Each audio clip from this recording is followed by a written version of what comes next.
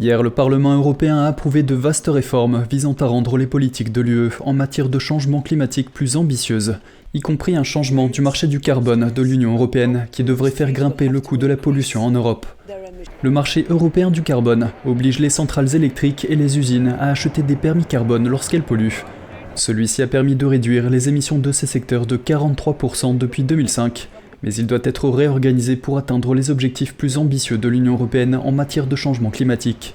Le Parlement a approuvé, à une large majorité, un accord conclu l'année dernière par les négociateurs des pays de l'UE et le Parlement, visant à réformer le marché du carbone afin de réduire les émissions de 62% par rapport au niveau de 2005 d'ici 2030. Dans le cadre de cette réforme, les usines perdront les permis de CO2 gratuits qu'elles reçoivent actuellement d'ici 2034 et les émissions du transport maritime seront ajoutées au marché du CO2 à partir de 2024.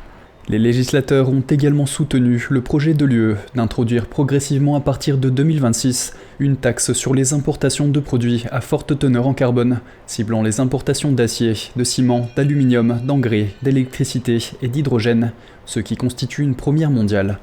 La taxe carbone aux frontières vise à empêcher les industries européennes d'être concurrencées par des entreprises étrangères plus polluantes, en supprimant la tentation pour les entreprises de l'UE de se délocaliser dans des régions où les règles environnementales sont moins strictes. Les lois doivent encore être approuvées par les pays de l'UE, qui les évalueront dans les prochaines semaines. Cette approbation est généralement une formalité qui permet de faire passer des accords préétablis, mais le processus a été bouleversé le mois dernier, lorsque l'Allemagne s'est opposée à la dernière minute à une autre politique visant à éliminer progressivement les voitures fonctionnant au combustible fossile. Les législateurs ont également soutenu le projet de lancement d'un nouveau marché européen du carbone en 2027, couvrant les émissions des carburants utilisés dans les voitures et les bâtiments, ainsi que la création d'un fonds européen de 86,7 milliards d'euros, destiné à soutenir les consommateurs affectés par les coûts.